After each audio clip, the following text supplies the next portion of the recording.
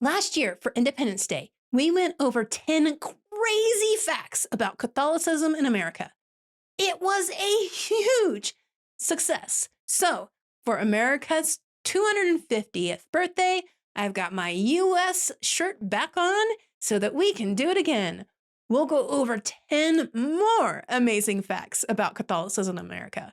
Once again, this is not a ranked list, and I will ask you to tell me which one of these you knew and which were new to you. But before we get started, Editing Jen, why don't we go ahead and roll the usual shameless plugs for journeytosainthood.com. That way, we can get them out of the way and don't have to interrupt this amazing list we have coming. And it is amazing. Number 1, a nun's body was found remarkably preserved in Missouri. Sister Wilhelmina, Sister Wilhelmina, Sister Wilhelmina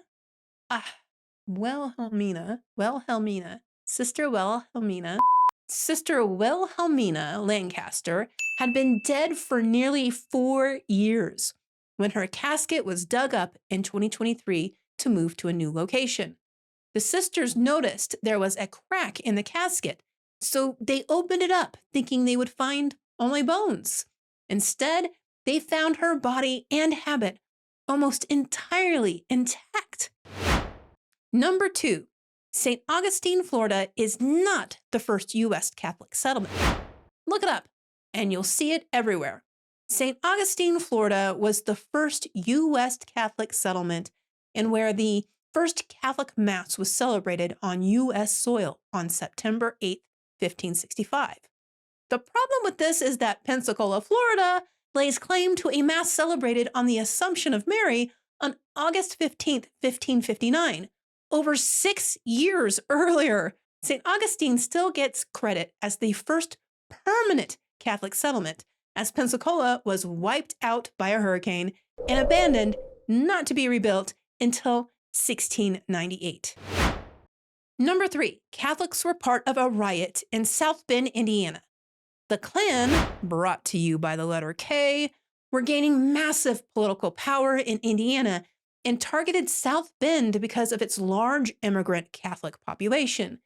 When the Klan showed up for a rally and parade, hundreds of Catholic students protested, clashing with Klan members, ripping off their robes, destroying their little props, and eventually, after a lot of violence, chased them out of the city.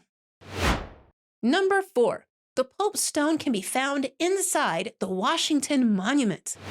If you're ever in the stairway of the Washington Monument, you'll find this slab of Italian marble at about the 340-foot mark.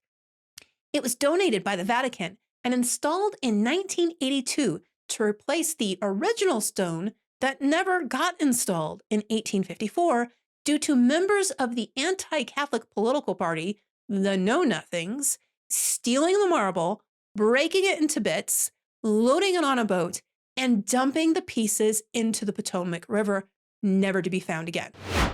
Number 5, the largest rosary collection in the world is in Washington State.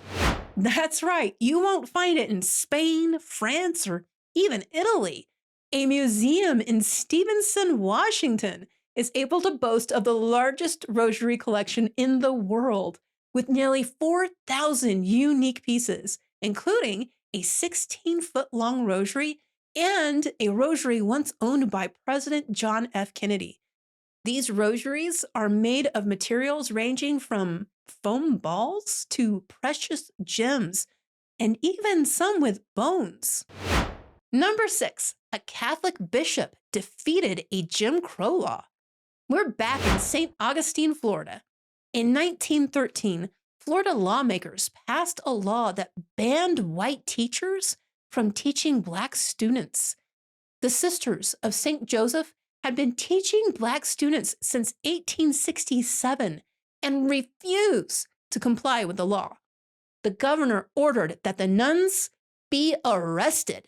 So Bishop Curley took the state to court and challenged the law. The law was thrown out, and the sisters returned to teach and fight other Jim Crow laws throughout the years.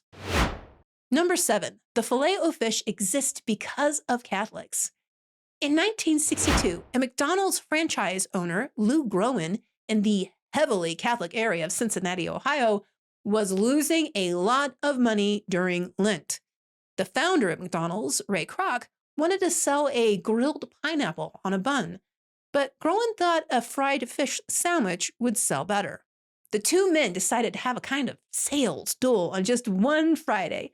The fish sandwich oversold the pineapple burger 350 to 6 and won a permanent place on the McDonald's menu.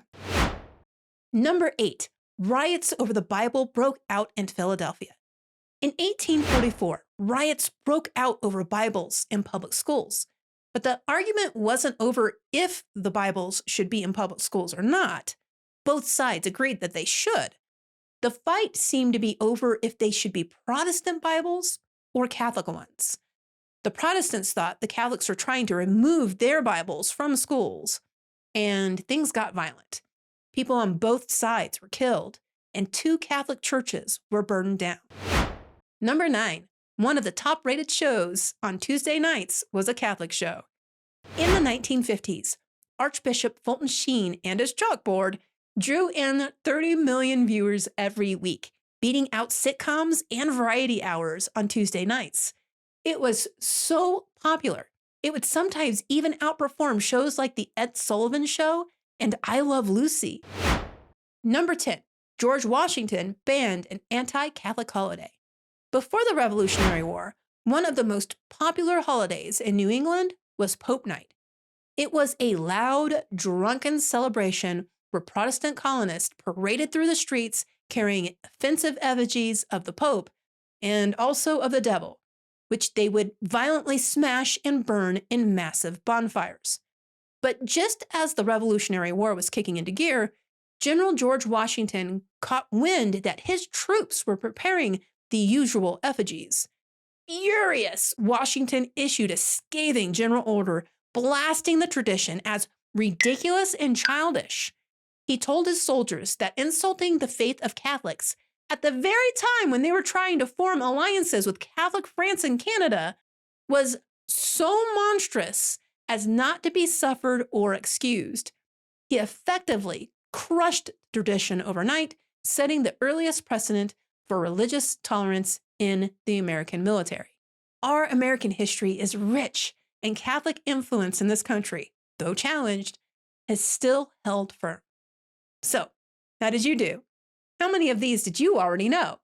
Did any of them surprise you? Let me know in the comments. And with this 10 and last year's 10, we've got 20 crazy facts. Did you miss last year's list? No worries. You can check that out here. Our Lady of the Immaculate Conception, patroness of the United States of America, pray for us.